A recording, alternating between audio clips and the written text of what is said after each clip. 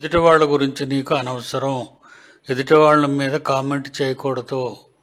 తప్పు చేశారంటే ఎప్పుడు కామెంట్ చేయాలంటే బైబిల్కి భిన్నంగా, బైబిల్ వాక్యానికి భిన్నంగా ఎవరైనా బోధించారు అనుకోండి, ప్రవర్తించారు అనుకోండి, మనం వాళ్ళని ఎదురు తిరగాలి, బుద్ధి చెప్పాలి.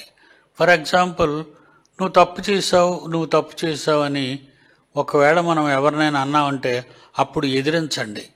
ఎలాగా?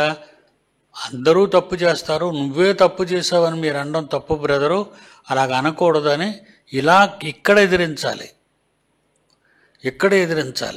వాక్యానికి భిన్నంగా నువ్వు తప్పు చేసావు అన్నాడు. తప్పు చేసినందుకు ప్రజలందరి కొరకు క్రీస్తు చనిపోయారు సిలువలో. తప్పు చేసినందుకే కదా, అందరి కొరకు చనిపోయారు. నీ కొరకు చనిపోయాడు, నా కొరకు చనిపోయాడు. చనిపోయిన వారందరూ కూడా యేసుక్రీస్తు విషయంలో చనిపోయారు. యేసు రక్తము ద్వారా పాపాలతో చనిపోయిన వారందరినీ యేసుక్రీస్తు వారు బ్రతికించారు. బ్రతికించినప్పుడు నువ్వెవరు మళ్ళా నువ్వు తప్పు చేసావని చెప్పడానికి? అదే ఆయన పర్సనల్ ప్రాబ్లం. అది ఆయనకి. మీకు ఏదైనా పర్సనల్ ప్రాబ్లమ్స్ ఉన్నాయనుకోండి, అవి ఎత్తకూడదు. అవి మనకు అనవసరం అలాంటివన్నీ. దేవుని వాక్యం విషయంలో తప్పు చేస్తే మాత్రం, ఒక ఎగ్జాంపుల్ మీకు చెప్తాను. పేతురు గారు గలతీ పత్రిక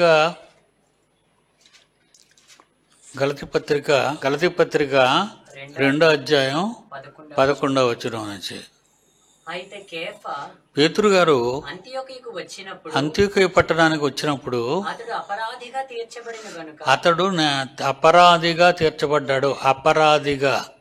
అపరాధిగా తీర్చబడ్డాడు, నేరస్తుడుగా తీర్చబడ్డాడు. ఎందుకు నేరస్తుడిగా తీర్చబడ్డాడు? ఏ విషయంలో? పర్సనల్ ప్రాబ్లమ్సా? ఏమైనా తప్పులు చేశాడా? కాదు.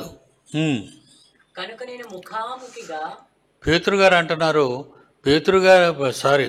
అంటున్నారు, పేతురు గారిని ముఖాముఖిగా అతన్ని ఎదిరించాను. ఎందుకు ఎదిరించాను? ఏ విషయంలో ఎదిరించానంటే, ఎలయనగా యాకోబు నొద్ద నుండి కొందరు రాకమునుపు అతడు అన్యజనులతో భోజనం చేస్తున్నాడు. అన్యజనులతో యూదులు భోజనం చేయకూడదు. భోజనం చేయకూడదు. అది అప్పటి వరకు ఉన్న శాసనం. కానీ అన్యజనులు, ఇశ్రాయేలీలు అంటే యూదులు కొంతమంది సహోదరులు వచ్చారు అదే ఫంక్షన్కి. అక్కడికి వచ్చినప్పటికీ పేతురు గారు వచ్చిన యూదులను చూసి, సున్నతి పొందిన వారు వచ్చారంటే వాళ్ళు యూదులు, సున్నతి పొందిన వారికి భయపడి వెనుక తీసి వేరైపోయి దాక్కున్నాడు. వెళ్ళి తక్కిన యూదులను పేతురు గారే తింటున్నారు, మనం తింటే ఏ తప్పు ఉందనుకుని మిగతా వాళ్ళు కూడా, పేతురుతో వచ్చిన యూదులు వాళ్ళు కూడా భోజనానికి కూర్చొని తింటున్నారు. ఎప్పుడైతే పేతురు లేచిపోయాడో అలా చూడగానే వీళ్ళు కూడా లేచిపోయారు. ఇది ఏంటంటే, వాక్యానికి విరుద్ధంగా ప్రవర్తించినప్పుడు మనం వాళ్ళని గద్దించాలే తప్ప, పర్సనల్గా వాళ్ళు ఏదో అబద్ధాలు ఆడుతున్నారు, తప్పులు చేస్తున్నారు, ఈ విషయాలన్నీ మనం ఎవరివి ఎత్తకూడదు. అది మనకు అర్హత లేదు. ఎందుకంటే ఆ పాపాల కోసమే యేసుక్రీస్తు వారు మరణించారు. మరలా నువ్వెందుకు అంటున్నావు?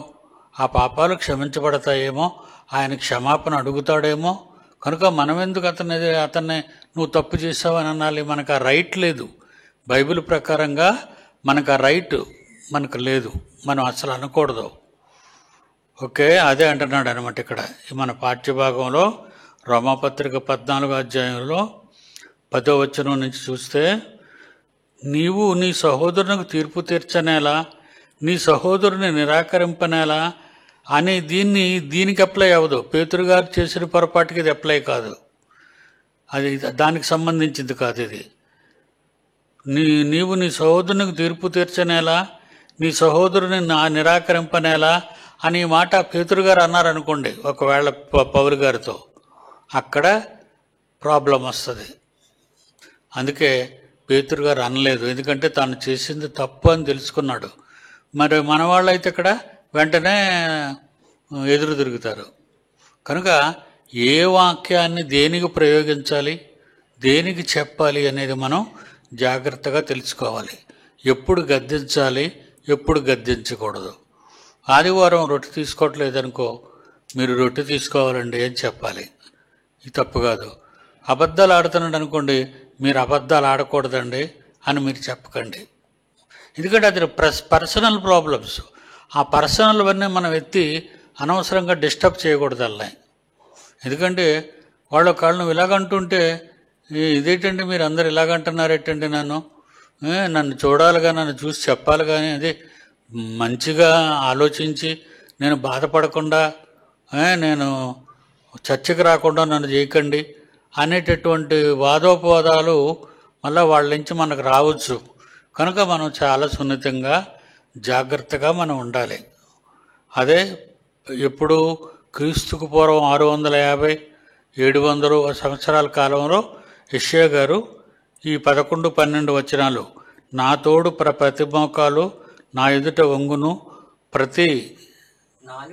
ప్రతి నాలుక దేవుని స్తుతించును ప్రభు చెప్పుచున్నాడు అని వ్రాయబడి ఉన్నది. కనుక మనలో ప్రతివాడును తన్ను గురించి దేవునికి లెక్క అప్పగించవలను. ఎదుటివాడు తప్పు చేస్తే అతని గురించిన లెక్క దేవునికి అతను అప్పగిస్తాడు. మనం తప్పు చేస్తే మన గురించిన లెక్క మన దేవునికి అప్పగిస్తాం. ఓకేనా? 13 కాగా మనం ఇక మీదట ఒకరినొకడు తీర్పు తీర్చకుందాము. మనం తీర్పు తీర్చుకోకూడదు. సహోదరునికి అడ్డమైనను ఆటంకమైనను కలుగు చేయకుందుమని మీరు నిశ్చయించుకోండి. ఇది ఏటన్నాడు? కాగా మనం ఇక మీదట ఒకరికొకడు తీర్పు తీర్చకుందము, ఇదియుగాక సహోదరునికి అడ్డమైనను ఆటంకమైనను కలుగజేయకుందుమని మీరు నిశ్చయించుకొనుడి. సహజముగా ఏదియు నిషిద్ధము కాదు అని నేను ప్రభువైన యేసునందు ఉన్నవాడన ఎరిగి రూఢిగా నమ్ముచున్నాను. అయితే ఏదైనను నిషిద్ధమని ఎంచుకొని వానికి అది నిషిద్ధమే. నీ సహోదరుడు నీ భోజనము మూలముగా దుఃఖించిన యెడల నీవికను ప్రేమ కలిగి నడుచుకొని వాడవు కావు. ఒక ఉదాహరణ, మరి నీ సహోదరుడు నీ భోజనం మూలము దుఃఖించిన యెడల, ఏటి నువ్వు తింటుంటే, నువ్వు భోజనం చేస్తుంటే అతను ఎందుకు దుఃఖిస్తున్నాడు అంటే, తినకూడనిది నువ్వు తినేస్తున్నావు అనే ఫీలింగ్ వచ్చేసింది సహోదరునికి. ఏమొచ్చింది? ఫీలింగ్. అందుకే ముందు వచ్చిన లేవనాడు 13, 14లో మనం ఇక మీదట ఒకరినొకడు తీర్పు తీర్చుకుందాము, ఇదియుగాక సహోదరునికి అడ్డమైనను ఆటంకమైనను కలుగు చేయకుందుమని మీరు నిశ్చయించుకుని, సహజముగా ఏదియూ నిషిద్ధము కాదని నేను మీ ప్రభువైన యేసునందున్నవాడన ఎరిగి రూఢిగా నమ్ముచున్నాను. అయితే ఏదైనాను నిషిద్ధమని ఎంచుకుని వానికి అది నిషిద్ధమే. ఇక్కడికి వచ్చి జాగ్రత్తగా మీరు ఆలోచించాలి. నేను మాంసం తిన్నాం, కానీ ఫంక్షన్లోనూ వాడు మాంసం వడ్డించారు. అప్పుడు నేను మాంసం తిన్నాం, కానీ తినే వాళ్ళందరూ వడ్డించగానే తింటున్నారు. నేను అది చూసి నా విశ్వాసాన్ని పాడు చేసుకున్నాను. ఏంటండి వీళ్ళంతా అన్ని మాంసాలు తినేస్తున్నారు అని నా పక్కన ఉన్నవాళ్ళు నా గురించి తప్పుగా ఆలోచిస్తున్నారు. దీనికి యేసుక్రీస్తు ఏమన్నాడంటే, ప్రభు ఏమంటున్నాడంటే, ఒక పని చేయండి, నీ సహోదరునికి నీ భోజనం నువ్వు భోజనం చేయడం వల్ల దేవునిలో ఉండకుండా వెళ్ళిపోతాడేమో, భోజనాల నుంచి లేచిపోతాడేమో. అది ఇక్కడ చెప్తున్నాడు జాగ్రత్తగా. నీవు నీ సహోదరునికి ఆటంకమైనను అడ్డమైనను కలుగు చేయకూడదు. వెంటనే నువ్వు కూడా, నీ సహోదరుడు ఆ మాంసం తినడు కనుక నువ్వు కూడా ఆ మాంసం అతని గురించి మానేయాలనే రూల్ లేదు. ఎందుకంటే మానేయాలనే రూల్ ఎందుకు లేదు? మిగతా వచనం చదువుకున్నాం. ఈ సహజముగా ఏదియు నిషిద్ధము కాదు. 14వ వచనం ప్రారంభంలో సహజముగా ఏదియు నిషిద్ధం కాదు. ఏది కూడా అమ్మమ్మ ఇది తినకూడదని మనం అనకూడదు. ఏదైనా మనం తినొచ్చు, సమస్తం తినొచ్చు. కానీ మన ప్రక్కనున్న సహోదరుడు కొంచెం డిస్టర్బ్ అవుతున్నాడు, అతను తినడు. మనం ఏం చేయాలి? అతను తినడనే సంగతి తెలుసుకొని మనం కొంచెం అతని గురించి తినడం మానేయాలి. అతని గురించి తినటం మానేయాలి. అప్పుడు పొజిషన్ సర్దుకుంటుంది. ఏంటండి వీళ్ళు అన్నీ తినేస్తారండి, ఇంకా వాళ్ళతో నేను వండకూడదండి అని వెళ్ళిపోయాడు అనుకోండి, దేవునికి దూరం అయిపోయి దానికి లెక్క మనం చెప్పుకోవాలి. నువ్వు ఒక పూట తిండి గురించి కక్కుర్తిపడి, నా సహోదరుడు ఏమైతేనేంటి, ఆడి విశ్వాసం ఉంటే ఏంటి, విశ్వాసం లేకపోతే ఏంటి, దేవుడు ఏదైనా తినొచ్చు అన్నాడు కదా, నిషేధం కాదన్నాడు కదా అనుకోని కానీ నువ్వు తిన్నావు అనుకో, నువ్వు తినడం చూసి ఇతడు దేవుని నుండి దూరం అయిపోయాడు అనుకో, నువ్వు ఒక ఆత్మని దెబ్బతీసావని అర్థం. దేవునిలో ఉండకుండా ఒక ఆత్మని బయటికి గెంటిస్తావు, నీ క్రియలు బట్టి, నీ కార్యక్రమాలు బట్టి. ఓకేనా? మళ్ళా చదువుదాం 13 నుంచి. కాగా మనం ఇక మీదట ఒకరినొకడు తీర్పు తీర్చకుందుము, ఇదియు కాక సహోదరునికి అడ్డమైనను ఆటంకమైనను కలుగజేయకుందుమని మీరు నిశ్చయించుకొనుడి. సహజముగా ఏదియూ నిషిద్ధము కాదని నేను ప్రభు అయిన యేసునందున్నవాడనై ఎరిగి రూఢిగా నమ్ముచున్నాను. అయితే ఏదైనా నిషిద్ధమని ఎంచుకొనిన వానికి అది నిషిద్ధమే. అతడు తిండు. చాలామంది నాన్ వెజ్ తినరు. మనం ఏమంటే మీరు కూర వడ్డించమంటారంటే నేను తిన్నండి, అది నేను తిన్నండి అని మాత్రం అనకూడదు. ఎందుకంటే దేవుడు సృష్టించిన ప్రకృతిలో నువ్వు చీకొట్టేవి లేవు. నువ్వు చీకొట్టడానికి ఏమాత్రం, దేవుడు సృష్టించిన సృష్టిని ఫలాన్ని తినకూడదు చీ అని నువ్వు అనకూడదు. ఎందుకంటే దేవుని వలన కలిగినవి, దేవుని వలన కలిగిన వాటన్నిటినీ ఏమన్నాడు? ఆదికాండం ప్రారంభ అధ్యాయంలో దేవుడు సృష్టించినవన్నీ మంచిదిగా చూశాను అని ఉంటారు చూడండి. ఆదికాండం 1వ అధ్యాయం 31వ వచనం. ఆదికాండం 1వ అధ్యాయం 31వ వచనం. దేవుడు తాను చేసినది యావత్తు చూసినప్పుడు అది చాలా మంచిది. అందులో పక్షులు చేశాడు, జంతువులు చేశాడు, అన్ని రకాలైన చేపలు చేశాడు. కనుక ఇందులో ఏది తినకూడదని నువ్వు ఆర్డర్ వేస్తావు, ఏది తినకూడదని నువ్వు చెప్తావు వాళ్ళకి, అలా నువ్వు అనకూడదు. ఎందుకంటే దేవుడు సృష్టించినవి పవిత్రాలు. దేవుడు పవిత్రమైన వాటిని నువ్వు చీకొట్టడం కానీ తినకూడదని కానీ చట్టాన్ని చేయకూడదు అక్కడ. ఓకేనా? రైట్. 14. సహజముగా ఏది నిషిద్ధము కాదని నేను ప్రభు అయిన యేసునందున్నవాడని ఎరిగి రూఢిగా నమ్ముచున్నాను. అయితే ఏదైనాను నిషిద్ధమని ఎంచుకొను వానికి అది నిషిద్ధమే. అదైనా ఎలాగా చీ తిన్ననకూడదు. నేను అది తిన్నండి, అలవాట్లేదండి. అలవాట్లేని వాళ్ళు మనం బలవంతం చేయకూడదు. అలవాట్లేదా, ఓకే అండి. అప్పుడు సంతోషపడతాడు, ఆయన సంతోషపడతాడు. లేకపోతే కేవలం మన ఒక పూట తిండి కోసం, ఒక పూట మనం తినే ఆహారం కోసం ఎదుట సహోదరుని విశ్వాసం నుండి దూరం చేయకూడదు. అది దేవుడు మనకు నేర్పించిన వాక్యం. 15. నీ సహోదరుడు నీ భోజన మూలముగా దుఃఖించిన ఎడల, నువ్వు తినేస్తుంటే దుఃఖపడిపోతుంటాడు, ఏటిలా తినేస్తున్నాడని. నీవు తినేస్తుంటే నీ భోజన మూలంగా దుఃఖించిన ఎడల నీవికను ప్రేమ కలిగి నడుచుకుని వాడవు కావు. ఎవని కొరకు క్రీస్తు చనిపోయినో వానిని దూషణ పాలు కానీయకుడి. సరే, ఎంత సహోదరుల ఎడల ఎంత బాధ్యత, సహోదరీమణుల ఎడల ఎంత బాధ్యత కలిగి ఉండాలో. ఎవరిని కూడా మనం కొన్ని విషయాలలో అస్సలు దుఃఖపరచకూడదు, బాధపరచకూడదు. సహోదరులలో మనం ఎవరిని గాయపరచకూడదు. ఈ విషయాల్లో మనం చాలా జాగ్రత్తగా ఉండాలి. ఈ విషయంలో మనం చాలా జాగ్రత్తగా ఉండాలి. ఎందుకంత ఎంత ఖండితంగా చెప్తున్నాడు చూడండి 15వ వచనం నుంచి. నీ సహోదరుడు నీ భోజనం మూలముగా దుఃఖించిన ఎడల నీవికను ప్రేమ కలిగి నడుచుకొని వాడవు కావు. ఎవని కొరకు క్రీస్తు చనిపోయెనో వానిని నీ భోజనము చేత పాడు చేయకము. పాడు చేయకుండా దేవుడి నుంచి దూరం చేసేయటం. గుడుగు రావడం మానేస్తారు. అర్థమైందా? కనుక ఆ విషయంలో మనం చాలా జాగ్రత్తగా ఉండాలి. అలాగని కొన్ని విషయాలు అప్లై కాకూడదు. ఇది చాలా సున్నితమైనటువంటి జవాబులు ఇవి. చాలా జాగ్రత్తగా ఆలోచించాలి. నేను ఆడవాళ్ళకి ఆడపిల్లలందరికీ ఏం చెప్పాను, మీరు జుట్టు విరబూసుకొని రాకూడదు. చక్కగా కొప్పు వేసుకొని కానీ జడ వేసుకొని కానీ రావాలను. అదేంటండి, నన్ను కొప్పేసుకోమన్నాడు, నన్ను జుట్టు వదలొద్దు అంటున్నాడు. ఇది ఇలాంటి దగ్గర అప్లై చేయకూడదు. ఈ వాక్యాలు ఇక్కడ అప్లై కావు. నువ్వు జుట్టు నీకు దేవుడు జుట్టు ఇచ్చింది నీ శరీరానికి కప్పడానికి, నీకు ఆనందాన్ని ఇవ్వటానికి నీకు జుట్టు ఇచ్చాడు. ఆ జుట్టును నువ్వు విరబూసావు అనుకో, గాలికి మొత్తం అంతా ఎగిరిపోతూ ఉంటుంది.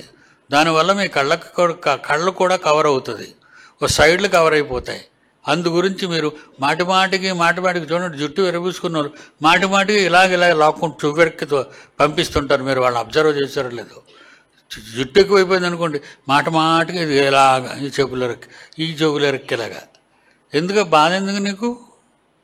శుభ్రంగా కట్టేస్తే రావు, నీ చెవుల వరకే రావు. అందుకోసం నేను వద్దంటాను. ఇది అమ్మమ్మ అలా అయితే నా విశ్వాసాన్ని పాడు చేస్తున్నారండి, నా జుట్టు ఇలా విరబూసుకునే ఉంటాను, మీరు అలాగ అనకూడదని ఈ వాక్యం చెప్పింది అనుకోండి, ఈ వాక్యం ఇక్కడ సూట్ అవ్వదు. కనుక మరి దేవుడు ఏం చెప్పాడు? శారా గురించి మాట్లాడుతూ మీ జుట్టు ఎలా ఉండాలి? జడలు ఎక్కువ జడలు వేసుకోకు, ఎక్కువ జడలను వేసుకోవద్దు, తగు మాత్రం వేసుకోవాలి. ఎక్కువ నగలు ధరించుకోకూడదు, తగు మాత్రం ధరించుకోవాలి. పేతురు రాసిన మొదటి పత్రిక 3వ అధ్యాయము 3వ వచనం. పేతురు రాసిన మొదటి పత్రిక 3వ అధ్యాయం 3వ వచనం. జడలు అల్లుకొనుట, జడ మీద జడ, ఈ జడలన్నీ తీసుకొచ్చి మరొక పెద్ద జడలో బిగించడాలు. ఈ మధ్యన చాలా మందిని చూశాను నేను. చాలా జడలు వేస్తారు, ఈ పక్క కొన్ని జడలు వేస్తారు, ఈ పక్క కొన్ని జడలు వేస్తారు. ఈ జడలన్నీ తీసుకొచ్చి నెత్తి మీదకి తీసుకొచ్చి అక్కడి నుంచి ఒక పెద్ద జడ, అన్ని కట్లు తాళ్ళతో కట్టినట్టు అవన్నీ వేసుకొని వస్తాయి. ఎందుకలాగా? దేనికేసావు ఈ ముళ్ళన్నీ? జడలు ఎందుకు వేసావు? అన్ని జడలు ఎందుకు వేసావు? అన్ని జడలు ఎందుకు వేసావు? ఒక జడ సరిపోదా? చిన్నపిల్ల అయితే 2 జడలు సరిపోవా? చిన్నపిల్ల 2 జడలు వేసినా పర్లేదు.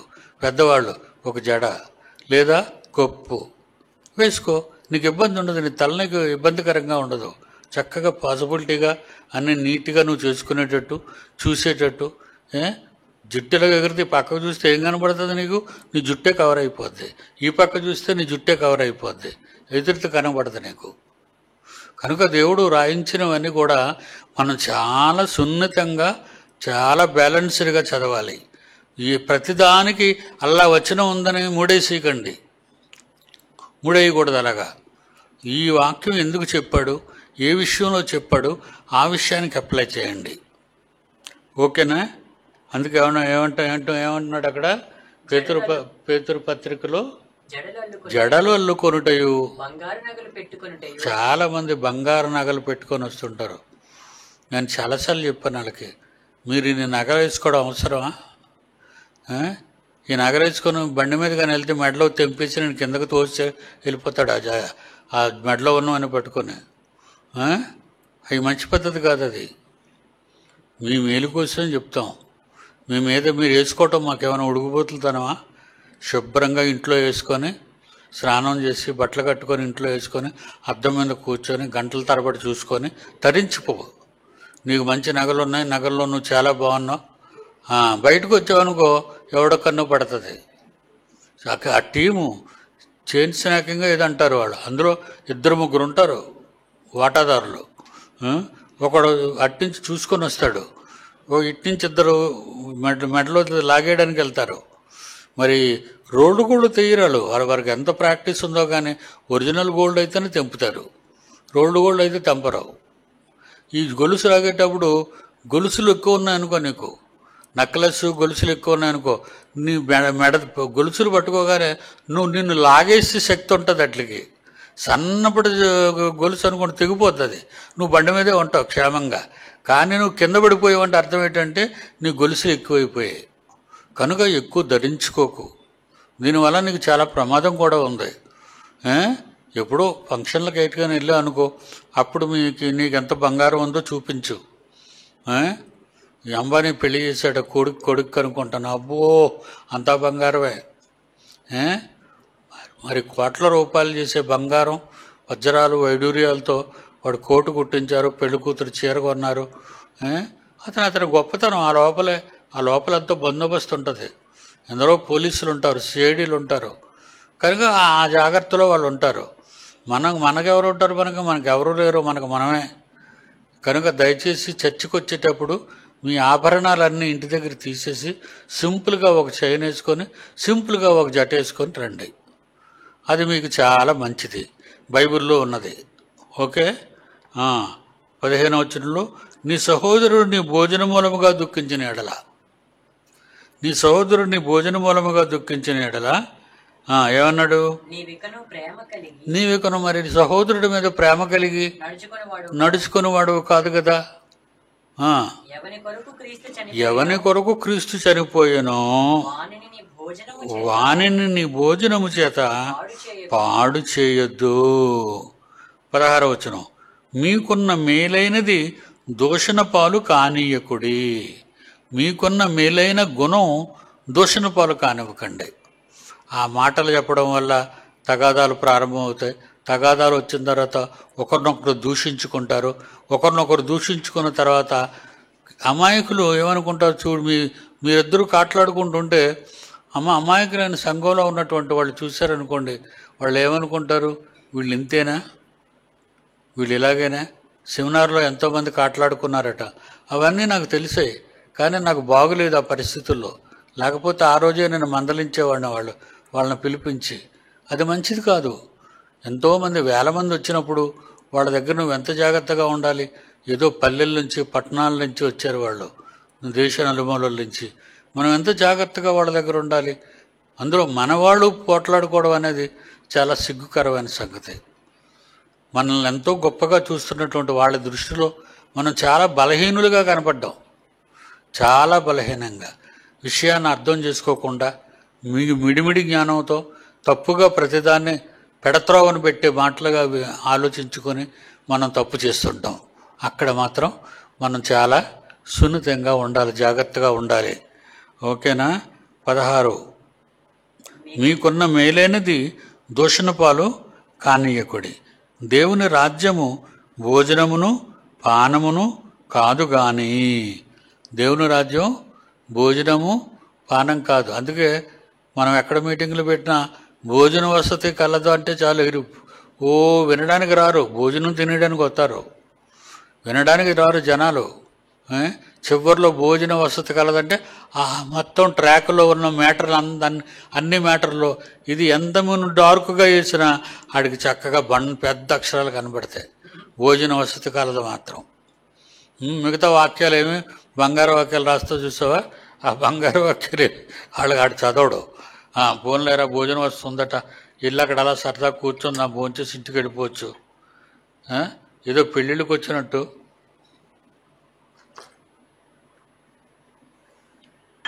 పదిహేడు వచనం దేవుని రాజ్యము భోజనమును పానమును కాదు గాని నీతియు సమాధానమును పరిశుద్ధాత్మ యందలి ఆనందమునై ఉన్నది. ఏది ఆనందమునై ఉన్నది? దేవుని రాజ్యం భోజనము పానము కాదు, కానీ నీతియు సమాధానమునై పరిశుద్ధాత్మ యందలి ఆనందమునై ఉన్నది. ఈ విషయమందు క్రీస్తుకు దాసుడైన వాడు దేవునికి ఇష్టడును మనుష్యుల దృష్టికి యోగ్యుడునై ఉన్నాడు. చూసారండి ఏమన్నాడు? ఈ విషయమందు క్రీస్తునకు దాసుడైన వాడు దేవునికి ఇష్టడు, మనుష్యుల దృష్టికి యోగ్యుడై ఉన్నాడు. కాబట్టి సమాధానమును పరస్పర క్షేమాభివృద్ధిని కలుగజేయు వాటినే ఆసక్తితో అనుసరింతుము. మీకు అర్థమైందండి? దేవుని ఇష్టడును, క్రీస్తుకు దాసుడైన వాడు క్రీస్తులా బ్రతకాలి. క్రైస్తవులు అని పేరెట్టుకున్నాగా, క్రీస్తుని ధరించుకున్నాగా, క్రీస్తుకు దాసుడైన మనం దేవునికి ఇష్టడు గనుక మనుషుల దృష్టికి యోగ్యుడని మనం మనుషులందరి దృష్టికి యోగ్యులుగా కనబడాలి. అంతేగాని భోజనము నిమిత్తము కాబట్టి సమాధానమును పరస్పర క్షేమాభివృద్ధిని కలుగుజేయు వాటిని ఆసక్తితో అనుసరింతుము. భోజనము నిమిత్తము దేవుని పాడు చేయకుడి. భోజనము నిమిత్తము దేవుని పనిని పాడు చేయకుడి. భోజనము నిమిత్తము దేవుని పనిని పాడు చేయకుడి. సమస్త పదార్థములు పవిత్రములే, అన్ని పవిత్రమే. కానీ అనుమానముతో తినువాడు అది అతనికి దోషం. అనుమానించేందుకు తింటావు? కాయగా కూర్చొని నిబ్రంగా తినడం తప్పేమో అనుకుని తింటే అది చాలా పొరపాటు. తప్పెందుకు అవుతుంది? ఏదైనా నువ్వు తినొచ్చు, దేవుడు సృష్టించినవి కదా, తప్పు కాదు, నువ్వు ఏదైనా తినొచ్చు. కనుక మనం ఎలాగుండాలట? 20వ వచనంలో భోజనము నిమిత్తము దేవుని పనిని పాడు చేయకండి, సమస్త పదార్థములు పవిత్రములే కానీ అనుమానముతో తినువానికి అది దోషము. మాంసభక్షణ కానీ ద్రాక్షారసపానము కానీ, ద్రాక్షారసపానం కానీ వైన్ అనుకోకండి. ఇది వైన్, వీళ్ళు మందు షాపుల్లో తాగే వైన్ కాదు ఇది. ఇది ద్రాక్షారసం, గ్రేప్ జ్యూస్ అంటారు దీన్ని, గ్రేప్ జ్యూస్. ఒకవేళ వైన్ అని ప్రింటింగ్ ఉంటుంది, బైబిల్ సొసైటీ వాళ్ళ మిస్టేక్ అది మాత్రం మీరు గమనించాలి. బైబిల్ సొసైటీ వాళ్ళు చాలా మిస్టేక్స్ ఉన్నాయి బైబిల్లో. అవన్నీ కరెక్ట్ చేసుకోమని చాలా ఏళ్ల క్రితం, ఇంచుమించు ఒక 30 ఏళ్ల క్రితం సొసైటీ వాళ్ళకి, బైబిల్ సొసైటీ వాళ్ళకి రాశారు. బెంగళూరు వాళ్ళకి రాశాను, హైదరాబాద్ వాళ్ళకి కూడా రాశాను. అప్పుడు కొన్ని మాత్రమే దిద్దారు, మిగతావి దిద్దలేదు. వైన్ అనేది వాళ్ళు మత్తుతో తీసేది. ద్రాక్షల్లో నుంచి వైన్ తీస్తారు, ద్రాక్షల్లో నుంచి వైన్ తీస్తారు, అది పులబెడతారు, అది మత్తెక్కిస్తుంది. అలాగే మనం ద్రాక్షలో నుంచి జ్యూస్ తీస్తారు, కానీ ఇది వైన్ కాదు. అంటే ద్రాక్షారసం స్వీట్గా డ్రింక్ లాగా ఉంటుంది అంతే. మనం ఆదివారం రేపు తీసుకుంటునే ద్రాక్షారసం స్వీట్గా ఉంటుంది, లైక్ జ్యూస్. మనం పళ్ళరసం తీసుకొని ఎలాగైతే తాగుతామో ఇది ద్రాక్షారసం తీసుకొని అలా మనం త్రాగొచ్చు, అదనమాట. ఆ ద్రాక్షారసం గురించి అంటున్నాడు. భోజనము నిమిత్తము దేవుని పని పాడు చేయకుడి, సమస్త పదార్థములు పవిత్రములు కానీ అనుమానముతో తినువానికి అది దోషము. మాంసభక్షణ కానీ ద్రాక్షారస పానము కానీ నీ సహోదరునికి అడ్డము కలుగు చేయనది మరి ఏది కానీ మానివేయటం మంచిది. ఒకవేళ ఇది అడ్డం అనుకో, నువ్వు మాంసం తిన్నావు, ద్రాక్షారసం తాగుతుంటే నువ్వు వైన్ తాగేస్తున్నావు, నువ్వు మత్తుడువి అని అన్నారనుకోండి, అప్పుడు మనం జాగ్రత్తగా ఉండాలి.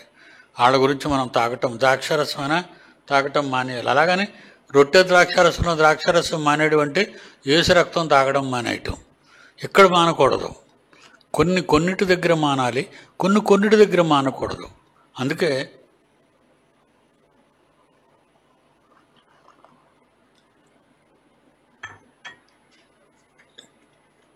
బైబిల్ని ఎక్కడ పడితే అక్కడే, ఇది ఏ విధంగా పడితే ఆ విధంగా మీరు అన్వయించుకోకండి, చాలా జాగ్రత్తగా అన్వయించుకోవాలి. ఇక్కడ ఓకే, 22వ వచనం, నీలో ఉన్న విశ్వాసము దేవుని ఎదుట నీ మట్టుకు నీవే ఉంచుకొనుము. తాను సమ్మతించిన విషయంలో తనకు తానే తీర్పు తీర్చుకొననివాడు ధన్యుడు. నీలో ఉన్న విశ్వాసము దేవుని ఎదుట నీ మట్టుకు నీవే ఉంచుకో. తాను సమ్మతించిన విషయంలో తనకు తానే తీర్పు తీర్చుకొననివాడు ధన్యుడు. విశ్వాసం ఉంది, యెహోవా యందు విశ్వాసం కలిగి ఉండుట మన విశ్వాసానికి ప్రమాణం. అది ప్రమాణంలో మనం దాన్ని అడ్డంగా తీసుకెళ్ళకూడదు, దాన్ని పక్కకు తీసుకెళ్ళకండి. దాన్ని నీలో ఉన్న విశ్వాసము దేవుని ఎదుట నీ మట్టుకు నీవే ఉంచుకో. దాన్ని సమ్మతించిన విషయంలో తనకు తానే తీర్పు తీర్చి కొనని వాడు ధన్యుడు. అనుమానించేవాడు తినిన పక్షమున విశ్వాసము లేకుండా తినడు గనుక దోషి అని తీర్పునందును. విశ్వాసం మూలము కానిది ఏదో అది పాపము. విశ్వాస మూలము కానిది కనుక నువ్వు తింటున్నావు, విశ్వాసంతో తింటున్నావు. నీ దేవుడు సృష్టించాడు, అవి అన్ని పవిత్రాలే, నువ్వు తినొచ్చు అని. అలాగే దేవుడు తినొచ్చు అన్నవి కూడా ఒక అవిశ్వాసి లాంటి సోదరుడు వచ్చి నీతో పాటు పక్కన కూర్చొని తినడం ఇష్టం లేక నువ్వు తింటుంటే తట్టుకోలేకపోతున్నాడు అనుకో, అతని గురించి నువ్వు తిండి మానే అంటున్నాడు. అతని గురించి నువ్వు తిండి మానేయడం అనేది రైట్ కాదు, తిండి తినటం అనేది రైట్ కాదు. నీ సహోదరుని కాపాడడం అనేది ఇక్కడ రైటు. కనుక ఎక్కడ అప్లై అవుతుందో అక్కడే దాన్ని అప్లై చేయాలి మనం. ఎక్కడ పడితే అక్కడ బైబిల్ని అప్లై చేసేకండి. అన్ని చోట్ల ఒకలాగే ఉంటుందని మీరు అనుకోకండి. ముందు చదవండి, వెనక చదవండి. ఈ మాట ఎందుకు ప్రయోగించాడో ఆ మాటను మరీ 10 సార్లు చదవండి. అప్పుడు మీకు అర్థమైపోద్ది. ఓకేనా? God bless you.